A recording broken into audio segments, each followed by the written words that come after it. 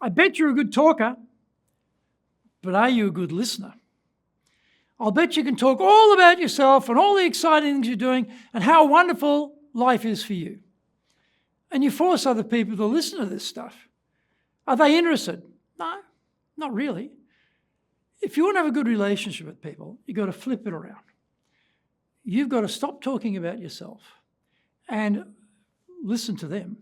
A lot of people go through life and they feel frustrated that no one's listening to them. You can uncork that bottle for them. You can let them really explain what's going on with their life, tell you the things they think are important. And you sit there patiently and you listen. And they feel, oh, I feel appreciated. This person is taking the time to listen to me. I want to tell people stuff no one wants to listen to. They're all too busy. Oh, this person's special. This person is really taking the time for me. And when you do that, they feel it. And it's got to be genuine. It's got to be genuine. We're not manipulating people here. But take the time to let them talk. You shut up for a bit. Let them talk. Let them tell you what's going on. And be interested in the story.